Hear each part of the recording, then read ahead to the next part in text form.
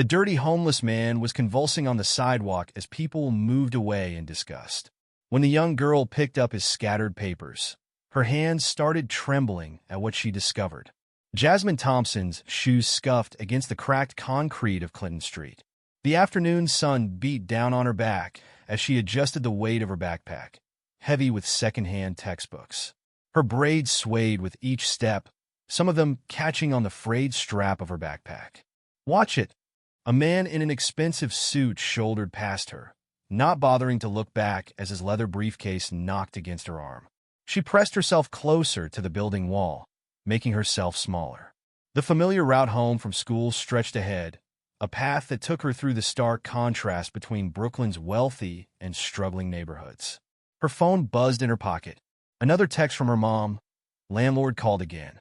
"Need to talk when you get home." Jasmine's stomach tightened. She typed back quickly. "Almost home. Everything okay?" 3 dots appeared, then disappeared. No response. A group of private school kids passed by on the other side of the street, their crisp uniforms and easy laughter a reminder of everything she couldn't have. Jasmine glanced down at her own clothes, clean but worn, like everything else they owned. The memory hit her suddenly, the way it always did. She was 5 years old again, sitting in a hard plastic chair in the emergency room, her small legs swinging as her mother argued with the hospital staff. "Please, he needs help now." Her mother's voice had cracked with desperation. "Ma'am, there's a waiting list. We're doing everything we can." For hours later, her father was dead. Jasmine blinked hard, forcing the memory away. She had homework to finish, and her mom would need help preparing for tomorrow's cleaning jobs. The medical school applications on her laptop could wait another day. "Spare some change?" A homeless woman huddled in a doorway held out a paper cup. The same woman Jasmine passed every day, whose name she'd learned was Marie. "Sorry, Marie. Not today." Jasmine's handful of quarters was for bus fare, carefully counted out that morning. She walked past 3 more homeless people in the next block. A man wrapped in a dirty blanket, another woman with a cardboard sign, and an elderly man mumbling to himself. The well-dressed pedestrians flowed around them, like water around rocks, eyes carefully averted. Her phone buzzed again. This time it was her guidance counselor. "Got your email about the scholarship applications. Let's meet tomorrow to discuss options." Jasmine's thumb hovered over the reply button. What options? The scholarships she'd found barely covered a fraction of medical school costs, and student loans were out of the question with their credit history. The sound caught her attention first, a strange choking noise, followed by a thud. Up ahead, people were suddenly stepping back from something on the sidewalk, creating a small circle of empty space. "Gross," a woman in yoga clothes said, pulling her designer dog away by its leather leash. Jasmine walked faster, medical textbooks and articles she'd studied in her free time flashing through her mind. The crowd parted slightly, and she saw him, an older man on the ground, his body jerking violently against the concrete. Her backpack hit the ground before she made the conscious decision to help. The man's head slammed against the sidewalk as another seizure ripped through him. Blood started to seep from where his skull met concrete. "Someone call 911. Jasmine shouted, dropping to her knees beside him. The ground was dirty, scattered with cigarette butts and old gum. No one moved. A businessman stepped over them, his shoes inches from the man's twitching hand. "He's just another junkie," someone muttered from the growing crowd of onlookers. "Leave him alone." Jasmine's hands shook as she yanked off her school jacket, wadding it up to cushion the man's head. His eyes were rolled back, showing only whites. The smell of urine hit her as his bladder released. "I need help," she yelled again, fumbling for her phone. The precious quarters spilled from her pocket, scattering across the sidewalk. A young executive type smirked at his colleagues. "Look at this. Little ghetto princess playing doctor with the trash." The man's seizure intensified. Jasmine tried to remember everything she'd read about seizure response. Protect the head. Clear the airway. Time the duration. Don't restrain them. Papers had spilled from the man's tattered coat pockets. Through vision blurred by angry tears, Jasmine saw official letterhead, medical records, a university ID badge, so old the plastic had yellowed. Her breath caught as she read the name. Thomas Thompson, Ph.D. former professor of literature, Columbia University. The man, Dr. Thompson, let out a gurgling sound. His lips were starting to turn blue. Jasmine's hand steadied. She wasn't that helpless 5-year-old anymore, watching her father die in a waiting room. Not this time. She pulled out her phone, fingers firm on the keypad as she dialed 911. The operator's voice crackled through the speaker. 911, what's your emergency? I'm on Clinton Street near Atlantic Avenue. There's a man having a severe seizure. He's bleeding from the head and showing signs of hypoxia. I need an ambulance now. The medical terminology fell from her lips automatically, years of self-study kicking in. She rattled off cross streets and landmarks, keeping one hand pressed to Dr. Thompson's shoulder. Help is on the way, the operator assured her. Can you stay on the line? Yes. Jasmine glared up at the crowd of spectators. I'm not going anywhere. Her phone buzzed again, another text from her mom. The quarters that could have gotten her home lay scattered in the gutter. Dr. Thompson's body continued to convulse under her hands, each episode stealing more of his breath. Jasmine took a deep breath. I'm right here, she told him, though she didn't know if he could hear. Help is coming. You're not alone. The sound of distant sirens cut through the street noise. Dr. Thompson's features were slack now, the seizure finally releasing its grip. His chest rose and fell in shallow movements. Jasmine's school jacket was soaked with blood and grime, ruined beyond repair. Her knees ached from the concrete. None of that mattered. She gathered Dr. Thompson's scattered papers with her free hand, carefully tucking them back into his coat. The university ID caught the late afternoon sun, showing a different man, clean-shaven, well-dressed, standing proudly in front of an ivy-covered wall. The sirens grew louder. Dr. Thompson's eyelids fluttered. Stay with me, Jasmine said firmly. The ambulance is almost here. Just stay with me. The ambulance wail grew closer, but not fast enough. Dr. Thompson's breathing had become more labored, each inhale a desperate struggle. Jasmine kept her hand steady on his shoulder, counting the seconds between breaths. What's wrong with him? A small boy had stopped to stare, his mother trying to pull him away. Don't look, Tyler. Come on. But Mom, that girl's helping him. The mother yanked harder on his arm. We don't get involved with these people. Jasmine's jaw clenched. These people. She'd heard those words too many times before.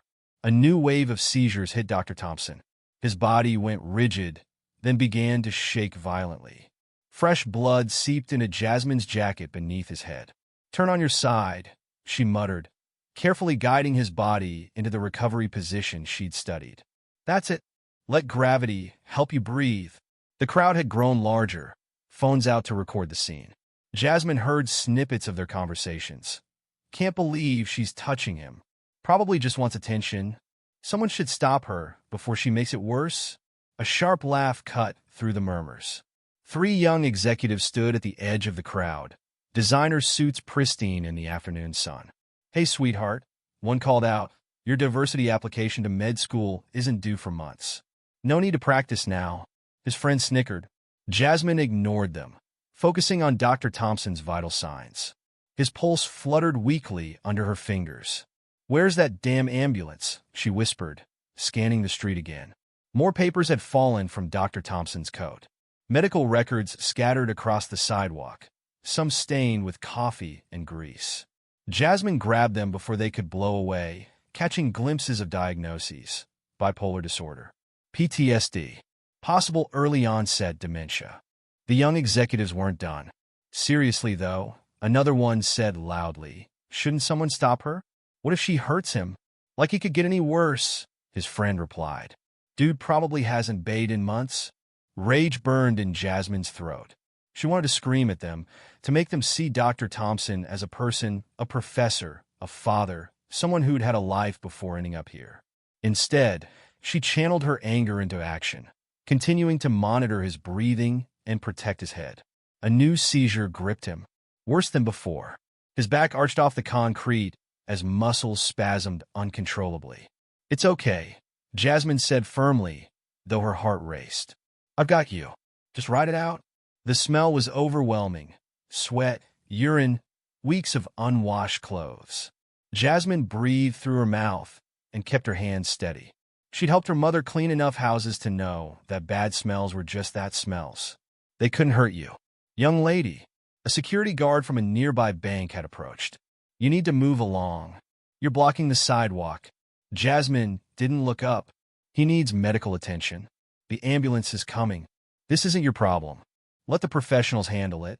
The professionals aren't here yet. Her voice cracked with frustration.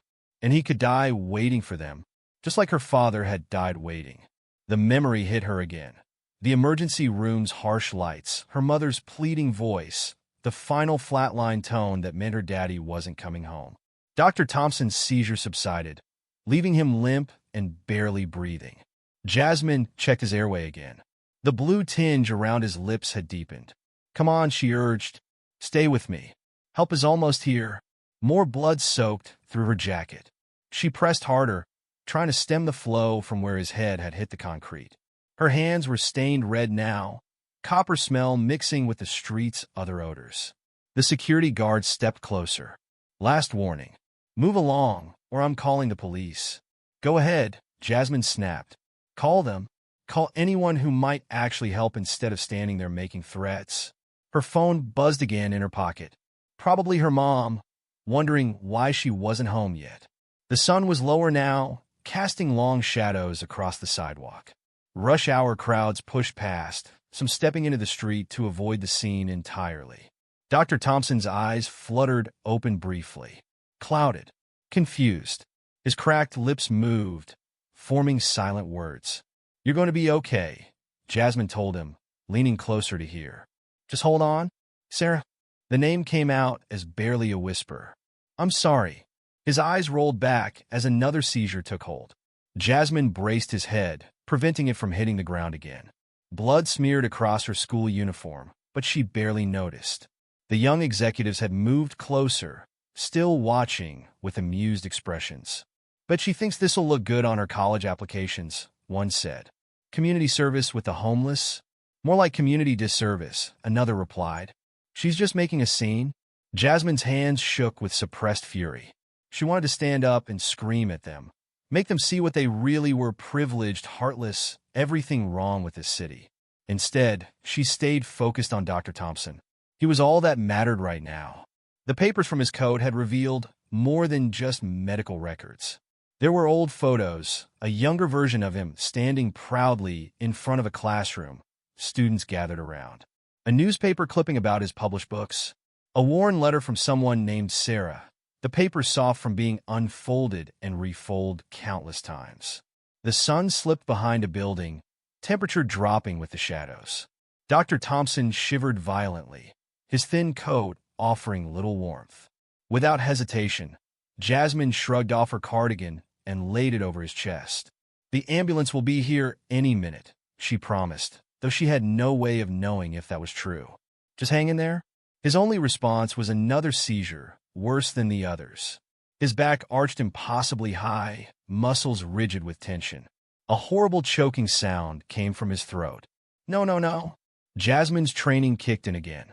She turned his head to the side, making sure his airway stayed clear. Don't do this. Please don't do this. The crowd had thinned somewhat, losing interest as the spectacle dragged on. The young executives finally walked away, laughing about being late for happy hour.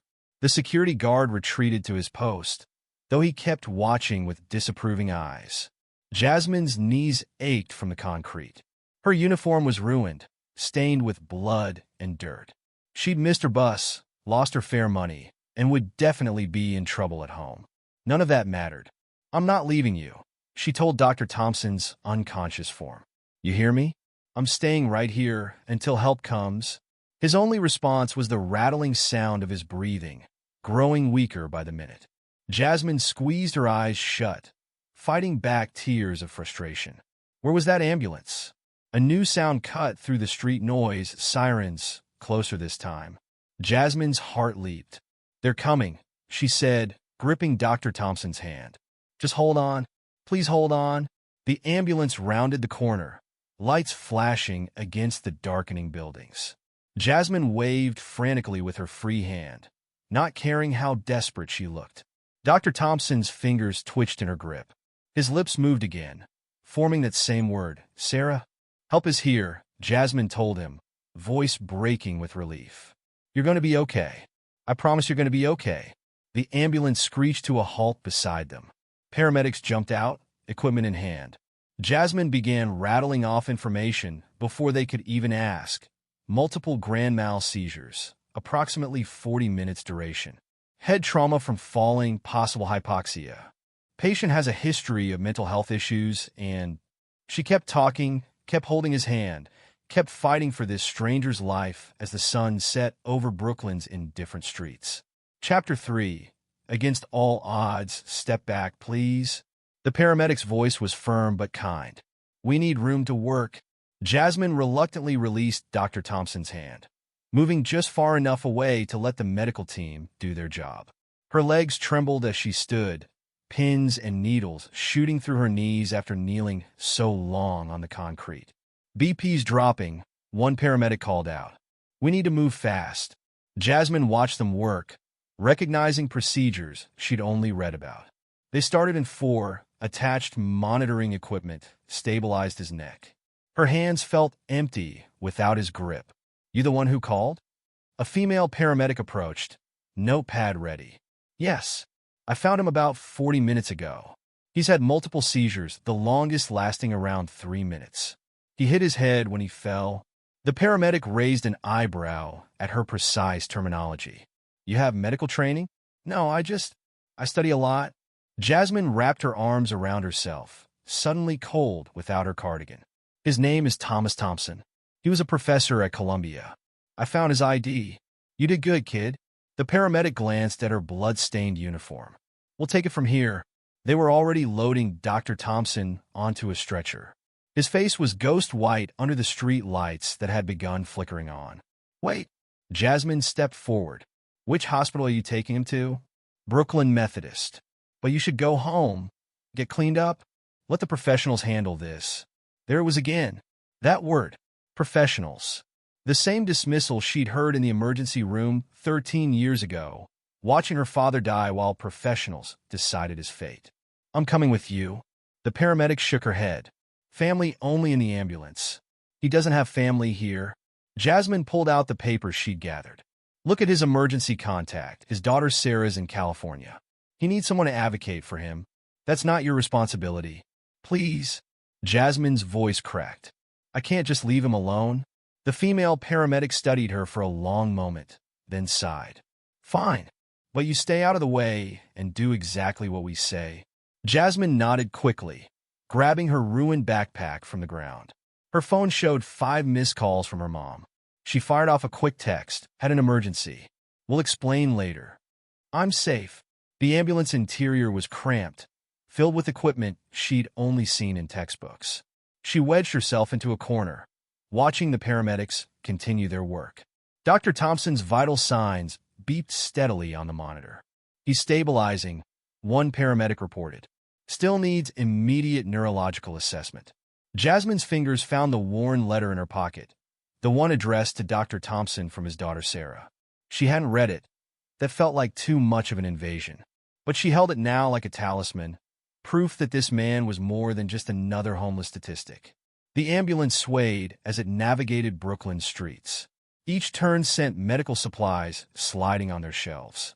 The paramedics worked with practiced efficiency, calling out numbers and medical terms that Jasmine filed away in her memory. Dr. Thompson stirred briefly, eyes opening to mere slits. Where?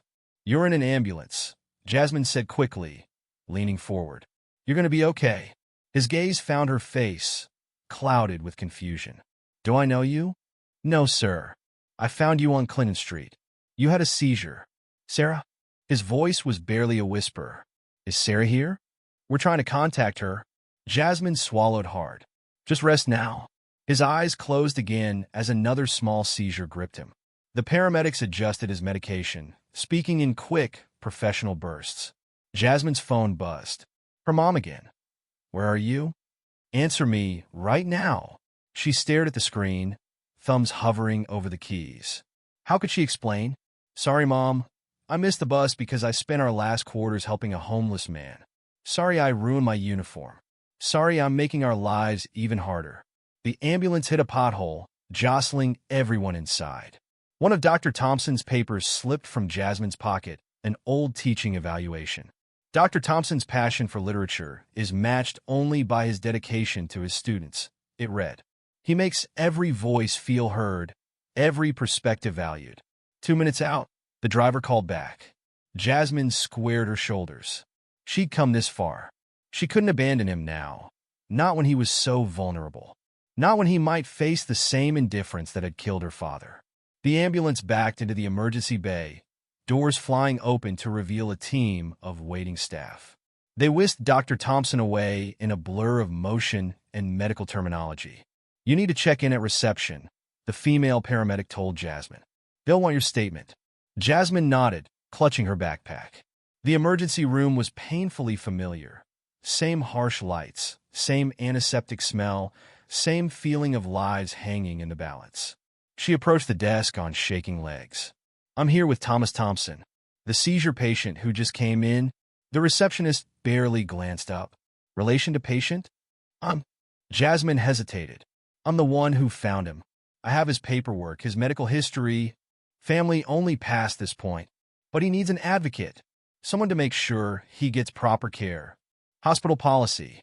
The receptionist's voice was flat. "You can leave your contact information if you want updates."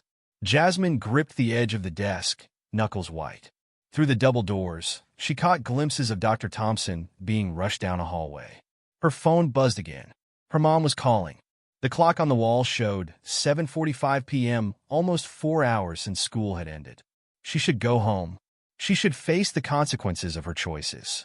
But then she remembered her father. Remembered watching through these same double doors as he slipped away. No one fighting for him. No one treating him like his life mattered. "Miss." The receptionist was staring at her. "You need to move aside. There are other patients waiting." Jasmine straightened her spine. "No." "Excuse me?" "I said no." Her voice grew stronger. "I'm not leaving until I know he's getting proper care. I'm not leaving him alone." "Security," the receptionist started to say, reaching for the phone. "Wait." A new voice cut through the tension. A doctor had emerged from the double doors, still reading from a chart. "Are you the girl who provided first aid on Clinton Street?" "Yes." Jasmine stepped forward. "How is he?" The doctor looked up, really seeing her for the first time. Her ruined uniform, the blood on her hands, the determination in her eyes. "Walk with me," he said after a moment. The paramedic said, "You have his medical history?" Jasmine fell in a step beside him, pulling out Dr. Thompson's papers. Her phone buzzed again in her pocket, but she ignored it. She had made her choice. They passed through the double doors into the heart of the emergency department. The corridor stretched ahead, filled with the controlled chaos of modern medicine. Somewhere in this maze of rooms and equipment, Dr. Thompson was fighting for his life. And Jasmine Thompson, daughter of a man this same system had failed, was going to make damn sure he survived. The emergency department corridor seemed endless. Jasmine's shoes squeaked against the polished floor as she hurried to keep pace with the doctor. The smell of antiseptic burned her nose, bringing back unwanted memories. "Tell me everything you observed," the doctor said, still walking briskly. "Start from when you found him." Jasmine took a deep breath. Multiple grand mal seizures over approximately 40 minutes. The longest lasted about 3 minutes. He hit his head on the concrete when the first one started. There was significant bleeding and periods of hypoxia between episodes. His breathing was labored, and he became less responsive over time. The doctor stopped walking, turning to face her. "How old are you?" 17. "And you recognized all those symptoms? Knew how to respond?" "I study medical textbooks in my free time." Jasmine shifted under his scrutiny. "I want to be a doctor." He nodded slowly. "Well, your quick thinking probably saved his life. Now, you said you have his medical records?" Jasmine pulled out the crumpled papers. They fell out of his coat. "He has a history of bipolar disorder and PTSD. Possible early dementia. He was a professor at Columbia before." Her voice trailed off as a commotion erupted from a nearby treatment room. Dr. Thompson's voice, suddenly strong and panicked. "Where am I? Get away from me." They rushed to the room. Dr. Thompson was trying to get up from the bed, fighting against the nurses attempting to hold him still. The seizures had stopped, but confusion and fear blazed in his eyes. "Sir, you need to calm down," a nurse said firmly. "You're in the hospital." "No hospitals." He thrashed harder. "Can't afford. Have to get back." "Dr. Thompson?" Jasmine stepped forward, ignoring the staff's protests. "Dr. Thompson, it's okay. You're safe."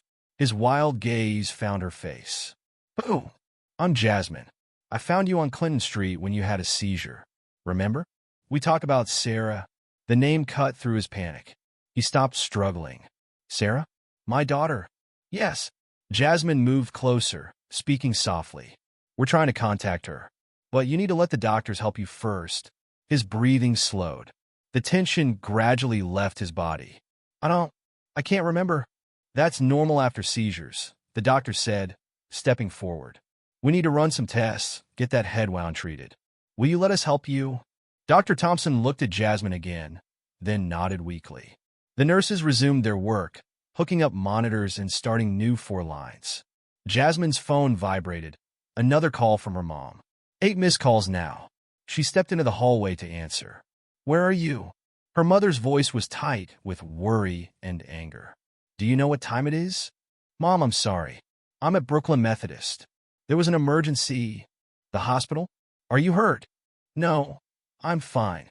I found someone having seizures on the street. He needed help." "Jasmine Marie Thompson." Her mother's voice dropped dangerously low. "You mean to tell me you missed work, ruined your uniform, and had me sick with worry because of a stranger?" "Mom, please. He could have died. He needed someone to—" "To what? Save him? That's not your job. You're 17 years old, not a doctor. Get home right now." Jasmine watched a nurse rush past with bags of 4 fluid. "I can't. He has no one else here. His daughter's in California, and I don't care if his daughter's on Mars. You have responsibilities at home. The landlord's threatening eviction.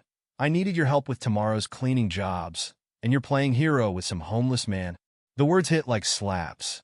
Jasmine pressed her forehead against the cool hospital wall. "Mom, I know. I know we need the money. But I couldn't just walk away. Not like everyone else did. Not like they did with Dad." Silence crackled over the line. Her mother sucked in a sharp breath. Don't you dare use your father to justify this." "But it's the same thing. No one helped him. No one cared. He died because people looked the other way, just like they were doing with Dr. Thompson." More silence. "Then, you said he's at Brooklyn Methodist?" "Yes. I'm coming to get you." "Mom, wait." The line went dead. Jasmine stared at the phone, throat tight. From Dr. Thompson's room came the sounds of medical equipment and quiet voices. The doctor who had walked with her emerged. "We're taking him for a CT scan. You should go home, get some rest. I need to stay until his daughter's contacted. Please." He's confused, scared. "He trusts me." The doctor studied her worn uniform, the determination in her stance. "The scan will take at least an hour. Use that time to clean up and eat something. The cafeteria's on the 2nd floor." Jasmine looked down at her blood-stained clothes. "I don't have any money." He pulled a cafeteria voucher from his pocket. "Here, you've more than earned it. But after that, you really should—" "I'm staying." Her voice was firm. "At least until his daughter's reached." The doctor sighed but didn't argue. "He's lucky you found him. Most people would have walked by. Most people did." She watched them wheel Dr. Thompson's bed toward radiology, his face peaceful now under the influence of medication. His worn coat and scattered papers had been placed in a hospital bag, along with the professor ID that showed who he used to be. The cafeteria was nearly empty this late. Jasmine got a sandwich and coffee with the voucher, finding a quiet corner to sit. Her uniform was stiff with dried blood. Her backpack sat heavy with unfinished homework and medical school applications she couldn't afford to send. Her phone showed a text from her mother: "On my way. 20 minutes." Jasmine's hands shook as she tried to eat. The day's events crashed over her. The seizures, the crowd's indifference, the ambulance ride, the fight to stay involved. Exhaustion pulled at her bones. But she couldn't rest. Not yet. Not until she knew Dr. Thompson would be okay. The sandwich turned to ash in her mouth as she remembered the young executive's mockery. Little ghetto princess playing doctor, Their sneering faces morphed in her memory into the dismissive hospital staff from 13 years ago, telling her mother to wait her turn while her father slipped away. A new text from her mom in parking lot. Come down now. Jasmine stood on shaking legs. She had to face the consequences of her choices. Had to explain why she'd thrown their careful routine into chaos, spent their last bus fare, ruined her only uniform. The elevator dinged at the ground floor. Through the lobby windows, she saw her mother's beat-up car idling in the emergency lane. Time to go home. Time to return to reality. She turned toward the exit, then stopped. Turned back to the elevator. Pressed the button for Dr. Thompson's floor. Her mother would be furious. There would be hell to pay at home. But she had made a promise to Dr. Thompson, to herself, to the memory of her father. No one else would be abandoned in this hospital. Not tonight. Not while she could help. The elevator doors closed on her mother's waiting car. Jasmine straightened her spine, lifted her chin. She had chosen her path. Now she had to walk it. The elevator opened onto the hospital's 5th floor, and Jasmine stepped out into chaos. Alarms blared from Dr. Thompson's room. Medical staff rushed past her with equipment. He's seizing again. A nurse's voice cut through the noise. Jasmine ran to the doorway. Dr. Thompson's body convulsed violently against the bed restraints. His face had turned an alarming shade of blue. Push 2 milligrams Ativan, the doctor ordered. And where's neurology? They should have been here 20 minutes ago. Still waiting on the CT results, someone answered. Jasmine's phone buzzed in her pocket. Her mother again. She silenced it without looking, eyes fixed on Dr. Thompson's monitors. The numbers were all wrong. Blood pressure too high, oxygen too low. Excuse me? A sharp voice behind her. You can't be here. Jasmine turned to face a different doctor, this one wearing a white coat with neurology embroidered on the pocket. I'm with Dr. Thompson, she said quickly. I found him on Clinton Street, brought him in. Family only during emergencies. You need to wait outside. Through the doorway, she heard Dr. Thompson's breathing grow more labored. The alarms kept screaming. Please. Jasmine stepped closer to the neurologist. I have his medical history, his daughter's contact information. He trusts me? The doctor hesitated, then nodded curtly. Stay out of the way. Inside the room, the medical team worked with practiced efficiency. Jasmine pressed herself against the wall, watching them adjust medications and equipment. The seizure gradually subsided, leaving Dr. Thompson limp and unconscious.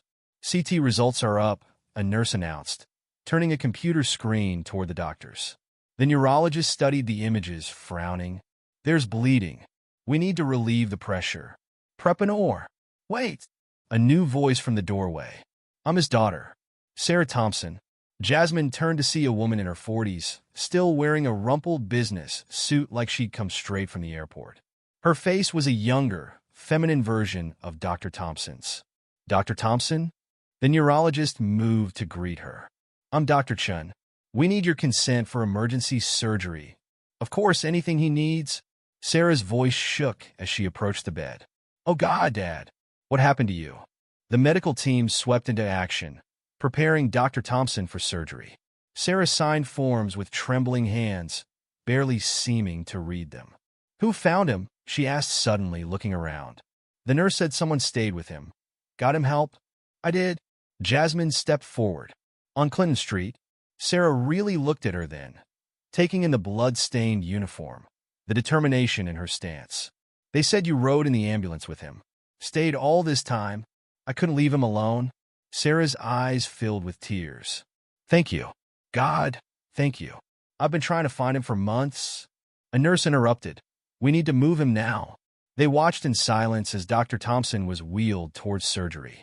The room felt suddenly empty, monitors dark and silent. I should have been here. Sarah's voice was barely a whisper. I should have found him sooner. Jasmine pulled the worn letter from her pocket. This was in his coat. I didn't read it, but... Sarah took it with shaking hands. My last letter to him. Before everything fell apart, she sank into a chair. I don't even know if you want to hear this. I do. Jasmine sat in the other chair. If you want to tell me, he was brilliant, you know? Taught literature at Columbia for 30 years. Students loved him. Sarah smoothed the letter with trembling fingers. Then Mom died. Cancer. Fast and brutal. Dad, he couldn't cope. Started having episodes. Paranoia, depression, mania. The medical records mentioned bipolar disorder, Jasmine said softly. Sarah nodded. He refused treatment. So the medications dulled his mind, kept him from teaching properly. The university tried to work with him, but there were incidents. Outbursts in class. Missed lectures. Finally, they had to let him go. That must have been hard. I tried to get him to move to California with me. My practice was just getting established. I'm a neurologist, ironic, right? She laughed bitterly. But he wouldn't leave New York. Said his whole life was here. Then he started missing rent payments, forgetting to eat. I'd send money, but he'd give it away to other homeless people. Jasmine thought of the man she'd seen on Clinton Street, sharing his coat with another homeless person despite the cold. The last time I saw him, Sarah continued, he didn't recognize me. Call me one of his students. After that, he just disappeared. Changed his phone, moved around. I hired private investigators. Put up flyers. Nothing. Until today. Until you found him. Stayed with him. Fought for him. Sarah wiped her eyes. Why? Why did you help when so many others walked by? Jasmine's throat tightened. My father died in this hospital. 13 years ago. No one helped him either. Understanding dawned in Sarah's eyes. Before she could respond, her phone buzzed. Dr. Chun, she answered quickly. How is he? Jasmine watched Sarah's face as she listened. Saw relief wash over her features. The surgery went well, she reported after hanging up. They stopped the bleeding. He's in recovery. She reached for Jasmine's hand. I can never repay you for what you did. You don't have to. Yes, I do. Sarah squeezed her fingers. The nurse told me how you got him here. How you knew what to do during the seizures. She said you want to be a doctor? Jasmine nodded. Thinking of her empty bank account and impossible dreams, I have connections at several medical schools. And the hospital's always looking for administrative staff. Sarah sat up straighter. Let me help. Please. It's the least I can do. Before Jasmine could respond, rapid footsteps approached the room. Her mother appeared in the doorway, face tight with worry and anger. Jasmine Marie Thompson, do you have any idea what you've put me through tonight? Mrs. Thompson? Sarah stood. I'm Dr. Sarah Thompson. Your daughter saved my father's life today. Jasmine watched her mother's expression shift, anger giving way to confusion, then understanding as Sarah explained everything that had happened. She has an extraordinary gift, Sarah finished, and I'd like to help her develop it. If you're willing to hear my proposal. Outside the window, dawn was breaking over Brooklyn. Jasmine's ruined uniform was stiff with dried blood. Her homework remained untouched in her backpack. But for the first time since her father died, the future felt full of possibility instead of closed doors. Her mother was listening intently as Sarah outlined her offer. Light crept into the room, washing away the night shadows. Sometimes, Jasmine realized you had to break routine to break through barriers. Sometimes helping others meant helping yourself. She thought of Dr. Thompson, lying in recovery. Of her father, who never got the chance to recover. Of all the people who walked past suffering because it was easier than getting involved. She had chosen differently, and that choice was about to change everything. The hospital's small conference room felt too bright, too sterile. Jasmine sat between her mother and Dr. Sarah Thompson, acutely aware of her ruined uniform and unwashed hands. An administrative position? Her mother's voice was cautious. What exactly would that entail? Patient coordination, scheduling, records management. Sarah leaned forward. The hospital's understaffed in that department. The pay is competitive with full benefits. Jasmine watched her mother's fingers twist together, a nervous habit she'd had for years. In this preparation course for Jasmine, weekend medical training program, usually reserved for pre-med students, but I can get her in. Sarah pulled out her phone, showing them the program's website. All expenses covered. The fluorescent lights hummed overhead. Outside the conference room, hospital life continued. Nurses rushing past, phones ringing, monitors beeping. It's too much, Jasmine's mother said finally. We can't accept. Mrs. Thompson, Sarah's voice was firm. Your daughter saved my father's life when everyone else walked past. Let me do this. Please. A nurse knocked on the door. Dr. Thompson? Your father's awake. Sarah stood quickly. I should check on him.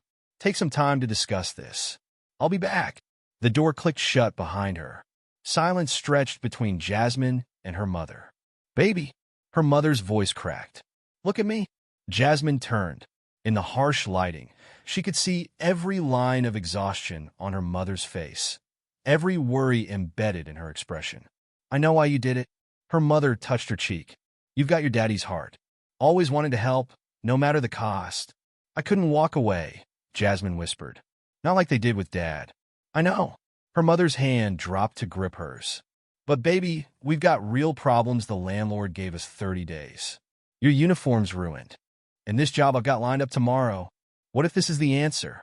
Jasmine straightened. A real job for you with benefits. No more cleaning houses. No more killing yourself working double shifts. It's not that simple. Why not? Jasmine's voice rose slightly. Why can't something good come from helping someone? Why do we always have to struggle? Her mother was quiet for a long moment. What about school? These weekend courses? I'll make it work. You know I will. Jasmine leaned forward. Mom, please. This could change everything. Before her mother could respond, there was another knock. Sarah returned, looking slightly disheveled but smiling. My father's asking for you, she told Jasmine. Would you like to see him? Jasmine looked at her mother, who nodded slowly. They followed Sarah through the hospital corridors to the recovery wing. Dr. Thompson lay propped up in bed, head bandaged, but his eyes were clear. When he saw Jasmine, his face lit up with recognition. My guardian angel, he said softly. Sarah told me what you did. Jasmine moved closer to the bed. How are you feeling? Like I've been hit by a truck. He smiled weakly. But alive. Thanks to you, Dad. Sarah touched his hand. We need to talk about what happens next. About getting you proper care. No. His voice was firm. No more institutions. No more medications that fog my mind. You can't go back to the streets. Sarah's voice cracked. I won't lose you again. Jasmine watched them, saw the pain and love in both their faces. She thought of her own father, of all the conversations they never got to have. Dr. Thompson, she said quietly, what if you could teach again?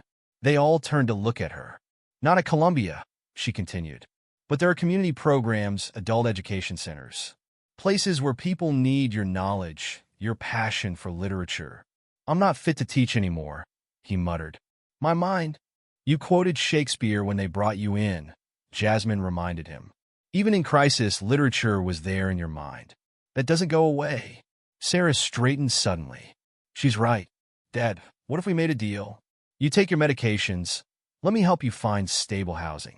In return, we look for teaching opportunities. Small classes, flexible schedules.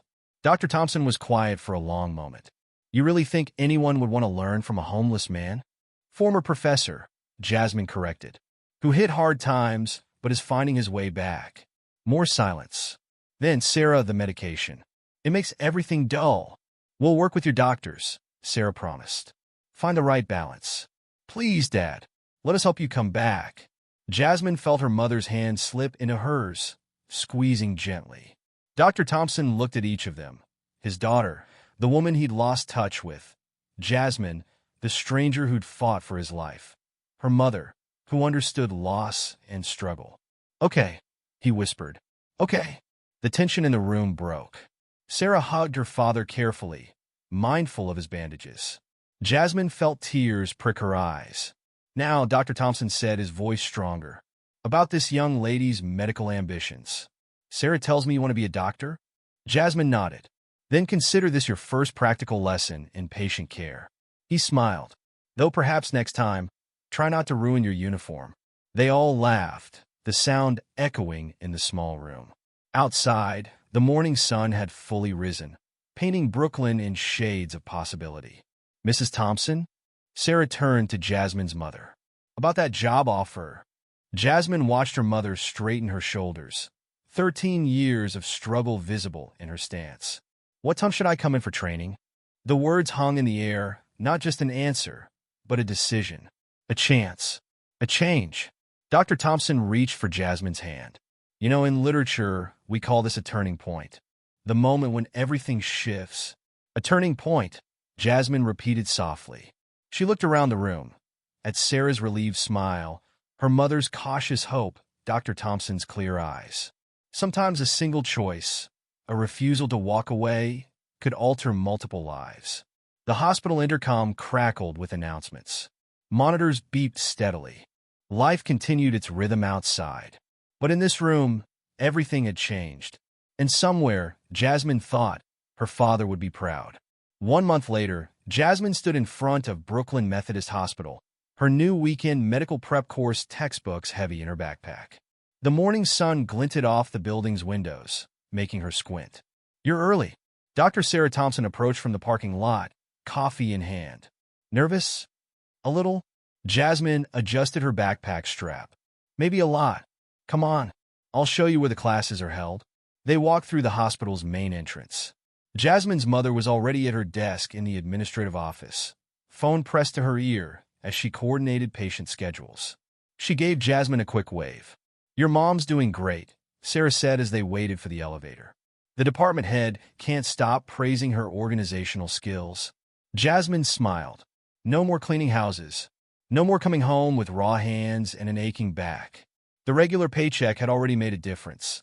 They'd moved to a slightly better apartment, one with reliable heat and no mold on the walls. The elevator opened onto the hospital's education floor. Through a classroom window, Jasmine saw other students settling into their seats, college kids mostly, all seeming so confident and prepared. "Dr. Thompson?" A nurse hurried up. "Your father's asking for you. Says it's about his medication schedule." Sarah checked her watch. "I should handle this." "Jasmine, the classroom's right there. You've got this." Jasmine nodded, throat tight. As Sarah hurried away, she peered through the classroom window again. Designer clothes, expensive laptops, easy smiles. Everything she wasn't. Quite a change from the street, isn't it? She turned to find Dr. Thompson behind her, leaning on a cane but standing straight. The surgical scars were barely visible under his now neat hair. "Should you be up here?" she asked. "I thought you had physical therapy this morning." "Rescheduled it. Couldn't miss your first day." He smiled. "Though I suspect that was just an excuse Sarah made up to check on me. How are the new medications working?" "Better. Clearer thoughts, but still, myself." He gestured to the classroom. "Scared." "Terrified," she admitted. "They all look so privileged." He raised an eyebrow. "Like they belong here, and you don't?" Jasmine nodded. "Let me tell you something about belonging." Dr. Thompson's voice took on the steady rhythm of a lecturer. "A month ago, I was sleeping on concrete, convinced I'd lost everything that made me who I was. Now I'm teaching evening literature classes at the community center. Small steps, but steps forward. That's different, is it?" He pointed through the window. "They may have fancy laptops, but do they have what really matters? The drive? The understanding of why this matters." Before Jasmine could respond, a sharp voice cut through the hall. "Dad, you're supposed to be resting." Sarah strode toward them, trying to look stern but failing. "The physical therapist is waiting, just giving some professorial wisdom." Dr. Thompson winked at Jasmine. "Show them what you've got, guardian angel." Jasmine watched them go, father and daughter, both healing in their own ways. Then she squared her shoulders and pushed open the classroom door. 20 heads turned to stare. Her target clearance clothes felt suddenly obvious under the fluorescent lights. "Welcome." The instructor smiled warmly. "Find any seat you like." Jasmine moved to an empty desk near the back. As she sat, she heard whispers. "Isn't she kind of young? How did she get in this program? Must be some diversity thing." She pulled out her notebook, spiral-bound, on sale for 50 cents. The girl next to her typed on a MacBook that probably cost more than 6 months' rent. The instructor began writing on the whiteboard, "Advanced Human Anatomy and Physiology." Jasmine's hand tightened on her pen. She knew this, had studied it for years in borrowed textbooks and library computers, had seen it in action on Clinton Street, in the ambulance, in the emergency room. "We'll start with the nervous system," the instructor announced. "Can anyone tell me the primary neurotransmitters involved in seizure activity?" Jasmine's hand rose before she could stop it. The instructor nodded. "Glutamate and GABA," she said clearly. "Glutamate excites neurons while GABA inhibits them." During a seizure, there's an imbalance that leads to excessive neuronal firing. Silence. Then the instructor smiled. Excellent.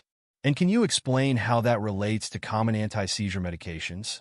Most anticonvulsants work by either decreasing glutamate activity or enhancing GABA function.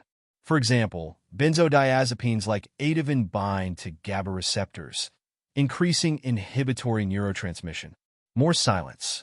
The whispers had stopped. Very good. The instructor turned back to the board. Now, let's dive deeper into the mechanism. Jasmine's phone buzzed softly. A text from her mother. Lunch break at 1? Proud of you, baby. She smiled, tension easing from her shoulders. The MacBook girl was staring at her with new interest. That was impressive, she whispered. Where did you learn all that? Jasmine thought of Clinton Street, of Dr. Thompson seizing on the concrete while others walked past, of her father, who never got the chance for proper care, of all the hours studying, preparing, refusing to give up. Experience, she said simply, and turned back to her notebook. The morning passed in a blur of lectures and discussions. To her surprise, Jasmine found herself speaking up often, sharing knowledge gleaned from years of self-study. The other students stopped whispering, started listening. At lunch break, she found her mother in the hospital cafeteria. They sat at a small table, sharing a sandwich and stories about their morning. The department head wants to train me for a supervisor position, her mother said, eyes bright. Says I have a knack for managing chaos. That's amazing, Mom. Never thought I'd be here. Her mother looked around the cafeteria, at her employee badge, at her daughter in the medical program. Your daddy would be so proud. Before Jasmine could respond, Sarah appeared with Dr. Thompson. Mind if we join you? Sarah asked. Dad insisted on hearing about your first class. They pulled up chairs. Dr. Thompson's hands shook slightly as he opened his juice container, medication side effects, but his eyes were clear and focused. So, he said, did you show them what you're made of? Jasmine thought of the raised hands, the correct answers, the gradually dawning respect in her classmates' eyes. I think I did, she said softly. Good. He reached for her hand. Because this is just the beginning. Around them, the hospital hummed with activity. Through the cafeteria windows, Brooklyn streets stretched toward possibility.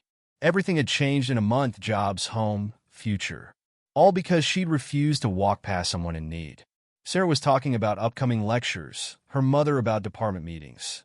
Dr. Thompson added commentary about his community center classes, eyes lighting up when he discussed literature. Jasmine sat back, letting their voices wash over her. She had an afternoon of classes ahead, then homework, then another day of learning and growing and becoming. Step by step, forward motion, new beginnings. The future didn't seem impossible anymore. It seemed inevitable. Ready, Dad? Sarah adjusted Dr. Thompson's discharge papers, tucking them into her bag. 2 months of hospital recovery were finally ending. Jasmine stood in the doorway of the hospital room, watching Dr. Thompson gather his few belongings.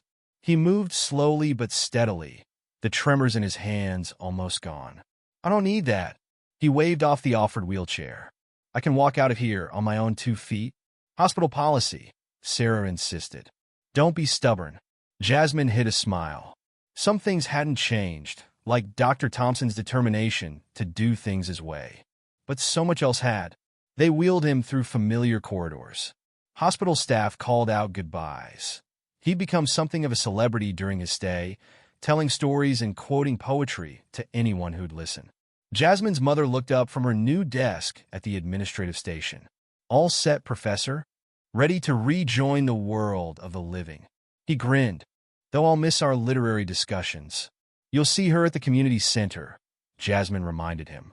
Her mother had started attending his evening literature classes, discovering a love for poetry she'd never known she had. The automatic doors slid open. Outside, Brooklyn streets buzzed with midday activity. A sleek car waited at the curb, Sarah's rental, ready to take Dr. Thompson to his new apartment. Wait. He gripped the wheelchair's arms. I want to see it. Sarah frowned. See what? Clinton Street. Where she found me? Silence fell. Jasmine's throat tightened as she remembered that day. The seizures, the blood, the indifferent crowd. Dad, I don't think... Please. His voice was firm. I need to understand where I was. To appreciate where I am.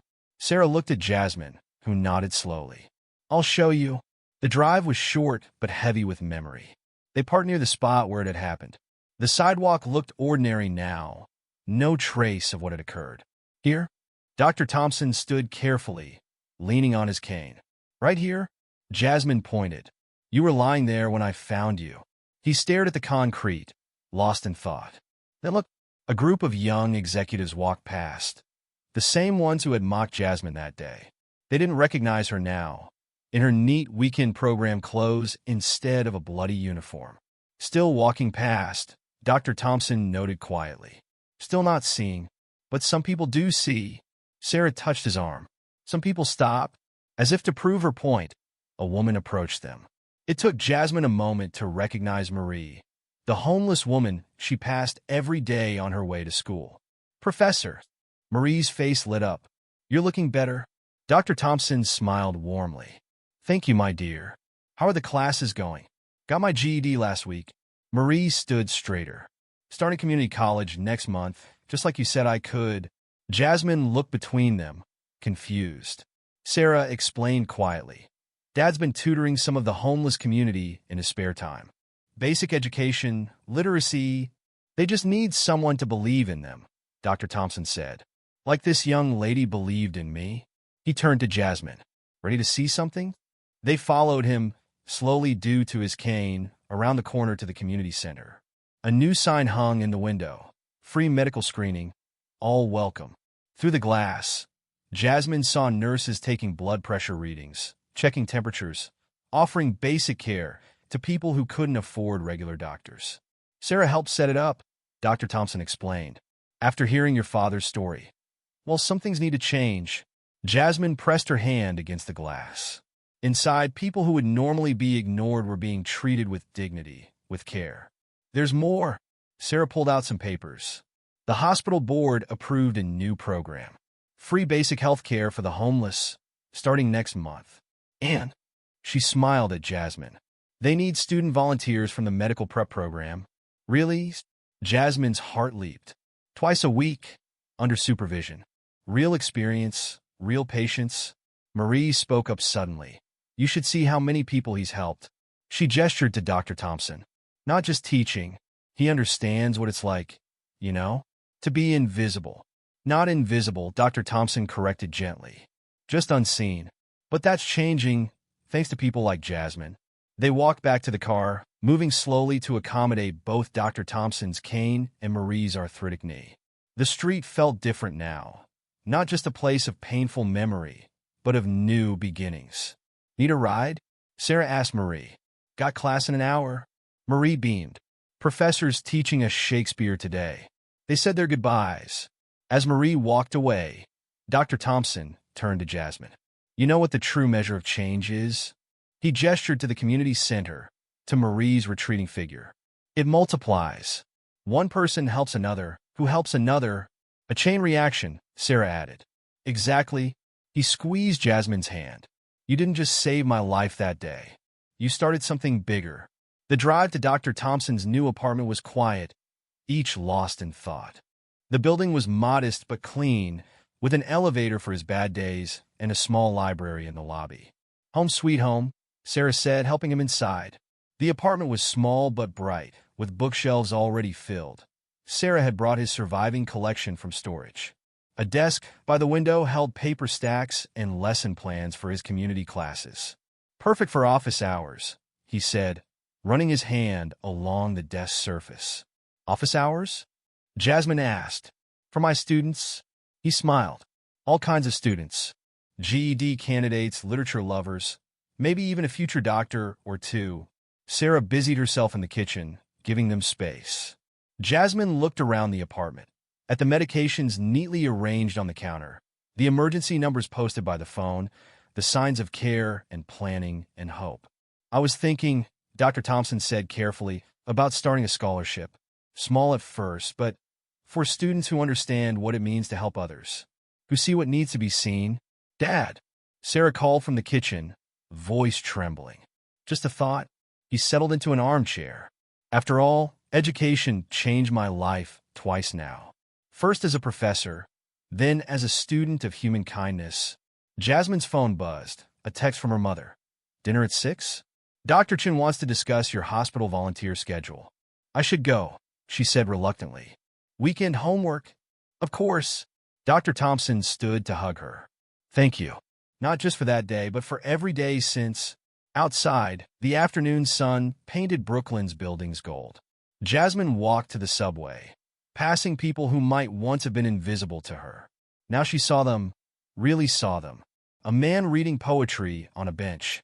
A woman teaching her grandson math with sidewalk chalk. A teenager helping an elderly neighbor with groceries. Small moments of humanity. Links in a chain of change. Her phone buzzed again. A reminder about tomorrow's anatomy quiz. She smiled, thinking of how far she'd come from that blood-stained afternoon on Clinton Street. Some streets you walk past. Others change your life forever. She chose the long way home. Past the community center where Dr. Thompson would teach tomorrow. Past the hospital where her mother worked. Past the spots where strangers became family. The city hummed around her, full of stories waiting to be seen. 3 months after finding Dr. Thompson on Clinton Street, Jasmine sat in the medical prep program's classroom, staring at her midterm results. A perfect score glowed on the screen of her borrowed laptop. Knew you'd ace it. The girl next to her, Amanda, the one with the expensive MacBook, grinned. You practically taught half the nervous system lectures yourself. Jasmine smiled back, still not quite used to having friends in the program. Her phone buzzed with a text from her mother. Just got the promotion. Dinner tonight to celebrate. The hospital's administrative department had recognized her mother's skills quickly. No more cleaning houses. No more aching backs and raw hands. Just respect, decent pay, and a future that didn't feel like drowning. Ms. Thompson? The instructor approached her desk. Do you have a moment after class? Jasmine nodded, stomach tightening despite her test score. After the other students filed out, she approached the front desk. I wanted to discuss your application for the summer clinical shadowing program, the instructor said. Dr. Sarah Thompson submitted quite a recommendation letter. She did, along with 5 other department heads. The instructor smiled, including the chief of neurology. Apparently, you've made quite an impression during your volunteer shifts. Heat rose in Jasmine's cheeks. She'd spent every free hour at the hospital's free clinic, working alongside nurses and doctors, learning everything she could. The position is yours if you want it, the instructor continued. Paid internship, direct patient care experience. Perfect for medical school applications. Jasmine gripped the edge of the desk. Thank you. Yes. Definitely yes. Excellent. Oh, and Dr. Thompson asked me to remind you about the scholarship committee meeting tomorrow. The Thomas Thompson Second Chances Scholarship Fund. Still small but growing. Aimed at students who understood the importance of stopping, of seeing, of helping. Outside the classroom, Brooklyn's spring sunshine warmed the sidewalks. Jasmine walked the familiar route to the community center, where Dr. Thompson would be teaching his afternoon literature class. She found him in the classroom, writing Shakespeare quotes on the whiteboard. His hands were steady now, medications properly balanced. His clothes were clean, his eyes clear and focused. Ah, my guardian angel. He smiled at her entrance. How was the exam? Perfect score. Of course it was. He set down the marker. Ready for your guest lecture? Jasmine nodded, pulling out her notes. Once a week, she taught basic first aid and health education to Dr. Thompson's adult students. Many were homeless or struggling, wanting to better their lives, but needing help to start. The classroom filled quickly. Marie sat in the front row, GED textbook proudly displayed on her desk. Others filtered in, faces that would once have been invisible to most people, now seen and valued. Today we're discussing basic emergency response, Jasmine began. How to recognize when someone needs help, and what to do about it. She caught Dr. Thompson's approving nod. They both knew this lesson went beyond medical knowledge. After class, she helped Marie with some GED practice questions. Her phone buzzed again. A text from Sarah. Dad's latest brain scan came back clean. Celebrating at his place tonight. Join us? Can't tonight, Jasmine typed back. Mom's promotion dinner. Tomorrow? Perfect. Bring her too. Dad's making his famous pasta. Jasmine smiled, remembering how far they'd all come. Dr. Thompson cooking in his own kitchen. Her mother in a management position.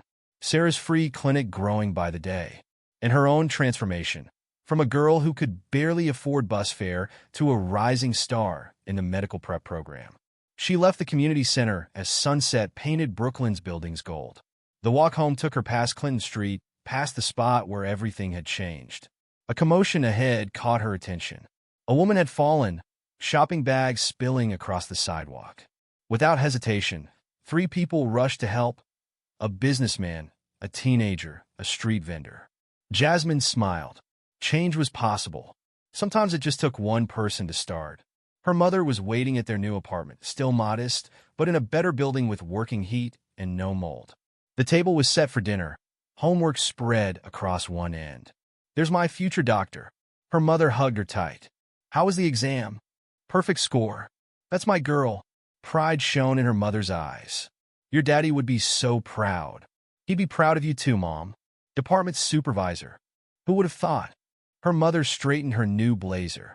"Sometimes I still can't believe it." "Believe it." Jasmine helped set out dinner.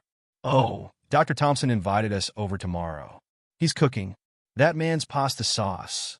Her mother grinned. "Who would have thought we'd be having dinner parties with professors? Who would have thought any of this?" They ate together, sharing stories about their day. Her mother's new promotion. Jasmine's upcoming internship. Plans for the weekend's free clinic session. After dinner, Jasmine stood at their apartment window, looking out over Brooklyn's night sky. Her medical school applications were almost ready. Sarah had connections at several programs, but Jasmine wanted to earn this on her own merit. Her phone buzzed one last time, a message from Dr. Thompson. "Saw your exam results. Excellent work. But then, you've always known how to see what's important." She thought about that day on Clinton Street, about choices and consequences, about refusing to walk past someone in need. From their new apartment, she could just see the hospital's lights glowing against the darkness. Tomorrow she'd be there again, learning and helping. The day after, back at the community center, teaching others to do the same. Change wasn't always huge or dramatic. Sometimes it was as simple as stopping when others walked past, as basic as seeing people who had been invisible. One choice, one moment, one life at a time. Brooklyn's lights twinkled like stars. Somewhere out there, people were helping people. The chain reaction continued. Jasmine Thompson, daughter of a man the system had failed, had helped change that system. Not through grand gestures or dramatic actions, but through the simple choice to stop, to see, to care. Her laptop glowed with the perfect test score. Her mother hummed in the kitchen, happy and fulfilled. Tomorrow would bring more opportunities to learn, to help, to grow. She had chosen not to walk past. That choice had transformed not just her life, but countless others. And this was just the beginning.